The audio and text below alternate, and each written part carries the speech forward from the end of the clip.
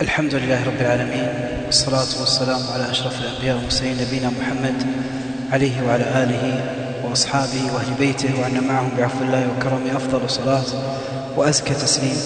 هذا هو اللقاء 39 في مجالس شهر رمضان، ولعلنا اليوم بإذن الله عز وجل نتكلم عن شيء يسير من وصف الجنة.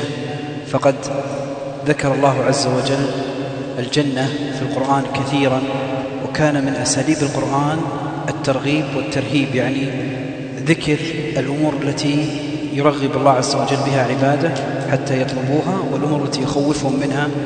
ومن أعظم ما يرغب الله عز وجل به هو جنة النعيم، وأعظم ما هدد عباده منه النار جهنم. بسم الله الرحمن الرحيم. الحمد لله رب العالمين، والصلاة والسلام على رسول الله صلى الله عليه وسلم.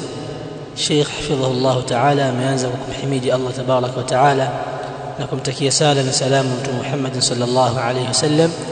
Kisha shekhe anataja kuwa hiki ni kikao cha 39 katika vikao vya mwezi wa Ramadhani, na anasema muda huu tutaongelea kitu kidogo kunako kuisifia pepo ya Allah tabarak wa taala.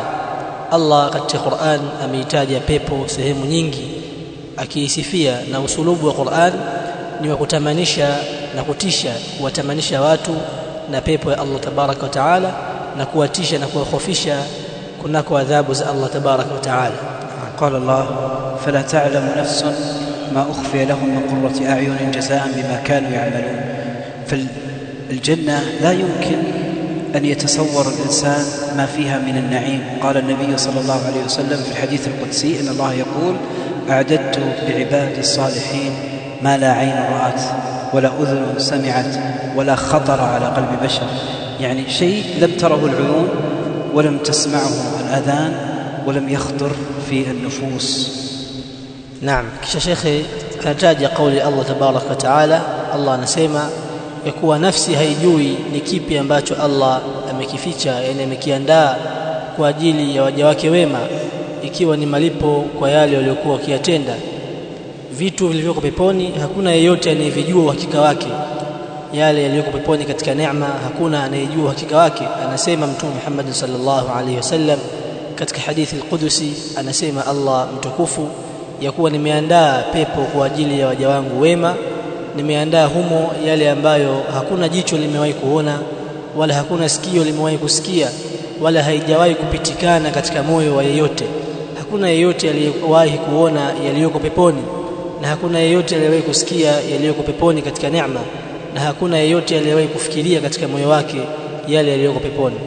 وما ذكر الله عز وجل مما في الجنة من الفواكه والنخيل والرمان، يقول ابن عباس رضي الله عنه: ليس في الجنة مما في الدنيا إلا الاسم، يعني فقط الاسم هو الذي نفس اسم الفواكه الموجودة في الدنيا، وإلا فإن نعيم الجنة أعظم. وإذا أكل المؤمن من ثمار الجنة فإنه يأتي بدلها مكانها ويكون طعمها غير الطعم الأول، يعني كلما رزقوا منها من ثمرة رزقا قالوا هذا الذي رزقنا من قبل وأتوا به متشابها، يعني متشابه في الطعم لكنه مختلف. وأيضا يستطيع أن يحصل المؤمن في الجنة على ثمار الجنة وهو جالس وهو مضطجع وهو قائم، بأي وضع يكون قريب منه. Naam. Kisha shekhe hafidhahu Allah taala anataja japokuwa tumetajiwa kuwa peponi kuna matunda, kuna mitende, kuna mikoma manga, lakini Ibn Abbas radhiallahu anhu anasema ya kuwa haya ni majina tu, lakini havifanani vitu hivi na vitu vya duniani. Vitu vya peponi havifanani na vitu vya duniani. Vitu vya peponi ni vingine kabisa. Na shekhe anataja kuwa mtu atakuwa anakula tunda peponi, akitafuna lile tunda Allah anarudisha pale ambapo amekula, lakini pia ladha inakuwa ni nyingine tofauti na ile ladha ya kwanza. Ladha inazidi uzuri tofauti na ladha ya kwanza. Hizi ni neema za Allah tabaraka taala ambazo ziko peponi. Kwa hiyo mtu ataruzukiwa zaidi na zaidi, kila anapokula akila tena anaona ladha inakuwa tamu zaidi ya alivyokula mara ya kwanza. Naam. وأعظم نعيم في نعيم الجنة هو رؤية الله عز وجل. إذا دخل أهل الجنة يناديهم الله عز وجل ويقول: أن لكم أمرا، يقال: ربي لقد أعطيتنا ما نريد، كنا نريد الجنة وحصلنا عليه. يقول لا، بل هناك شيء أعظم، فيكشف الله عز وجل عن وجهه ويرون وجه الجبار سبحانه وتعالى. وهذا أعظم نعيم ينعم به أهل الجنة، هو رؤية الله عز وجل. للذين أحسنوا الحسنى يعني الجنة، وزيادة هي النظر إلى الله. وجوه يومئذ ناظرة يعني أن عليها النظرة، الجمال. إلى ربها ناظرة يعني تنظر إلى الله سبحانه وتعالى. Naam, kisha shekhe anataja kuwa neema kubwa zaidi kuliko zote peponi ni neema ya kumuona Allah tabaraka wa taala. Neema ya kumuona Allah tabaraka wa taala. Allah atawauliza waja wake peponi ya kuwa je, mmetosheka au mnataka nyongeza? Waja wake atamwambia hakika umetupa yale yenye kututosha. Allah atawaambia ninayo neema kubwa zaidi ya yale niliyowapa. Kisha Allah atatokeza mbele yao, watamuona Allah tabaraka wa taala, na hii ndiyo neema kubwa zaidi. Allah tabaraka wa taala anasema nyuso siku hiyo zitakuwa ni zenye kung'aa, yani nyuso za watu wema zitakuwa ni zenye kung'aa, zenye kumwangalia Allah tabaraka wa taala. ومن تمام نعمة الله عز وجل على المؤمنين أنه يجمع العائلة في منزلة واحدة من منازل الجنة. يعني إذا كان منزلة الابن أو الأب أعلى من الآخر، أحدهما منزلته أعلى، فإن الذي منزلته في الأسفل يصعد إلى المنزلة الأعلى، كما قال الله عز وجل والذين آمنوا واتبعتهم ذريتهم بإيمان. يعني هو وأبناؤه مؤمنين، حتى لو كان زوجته مؤمنة، والذين آمنوا واتبعتهم ذريتهم بإيمان ألحقنا بهم ذريتهم. يجمعهم الله عز وجل في المنزلة الأعلى، يأتون كلهم ولا ينقص من أجر ولا ينقص من أحد عمل، وما ألتناهم يعني ما أنقصناهم من عملهم من شيء. وهذا من تمام النعمة ومن تمام ما يحصل في الجنة، أن العائلة الواحدة تجتمع في منزل الأعلى في منازل الجنة. إذا واحد منهم صار في منزل يأتون البقية يرفعهم معه في منزلة واحدة من منازل الجنة. Naam, shekhe anataja kuwa katika ukamilifu wa neema za Allah tabaraka wa taala peponi ni kuwa Allah atazikusanya familia moja katika pepo. Ikiwa familia nzima imeamini, au mtu na mtoto wake, au mtu na mkewe, au mtu na ndugu yake, Allah atawakutanisha na atawakusanya peponi. Na ikitokea mmoja yupo katika daraja ya juu, yupo katika pepo ya juu, na mwingine yupo katika pepo ya chini, kwa mfano, Allah atamchukua yule aliye kwenye pepo ya chini, atampandisha katika pepo ya juu ili yakutane na ndugu yake. Na hii ni fadhila ya Allah tabaraka wa taala. Allah anasema katika Qur'an, wale ambao wameamini na vizazi vyao vikawafuata katika imani, tutawakutanisha wao na vizazi vyao peponi. Allah tabaraka wa taala kwa neema zake na rahma yake anawakutanisha familia moja peponi katika daraja za juu. Naam. وأهل الجنة خالدين فيها أبدا.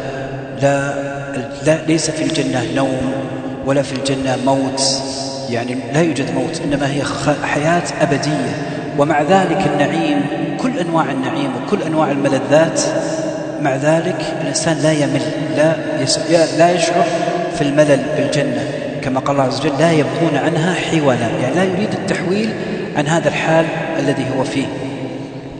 Naam, na shekhe anasema watu wa peponi watakaa humo milele. Peponi hakuna kulala, wala peponi hakuna kifo.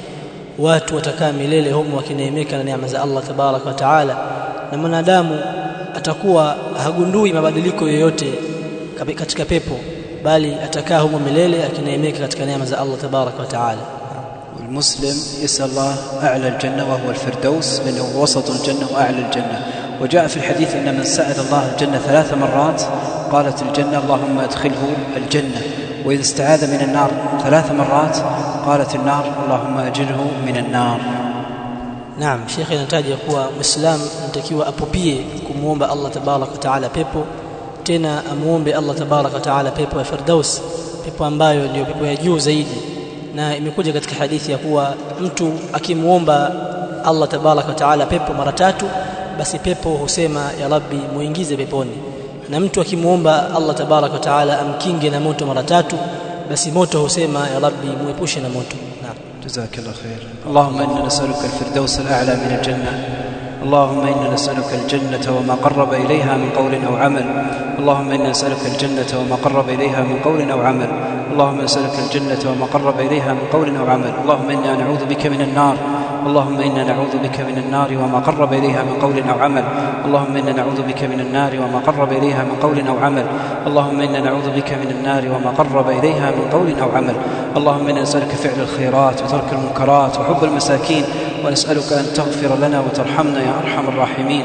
اللهم إنا نسألك لذة النظر إلى وجهك والشوق إلى لقائك في غير ضراء مضرة ولا فتنة مضلة. اللهم زينا بزينة الإيمان واجعلنا يا ربنا من الهداة المهديين غير الضالين ولا المضلين. اللهم اهدنا واهد بنا ويسر الهدى لنا.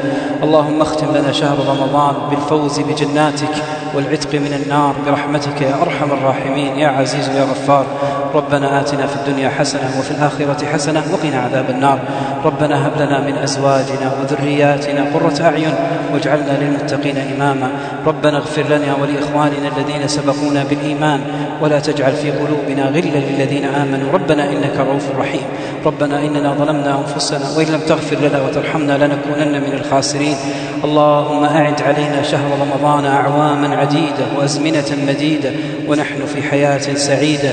اللهم إنا نسألك موجبات رحمتك وعزائم مغفرتك ونعوذ بك اللهم من سخطك ومن النار برحمتك يا أرحم الراحمين يا عزيز يا غفار. اللهم اغفر لنا ذنوبنا كلها دقها وجلها علانيتها وسرها. اللهم اغفر لنا ما قدمنا وما أخرنا وما أسررنا وما أعلنا وما أنت أعلم به منا. أنت المقدم وأنت المؤخر وأنت على كل شيء قدير. اللهم تقبل منا إنك أنت السميع العليم وتب علينا إنك أنت التواب الرحيم. والحمد لله رب العالمين. صلى الله وسلم على نبينا محمد وعلى آله وصحبه أجمعين.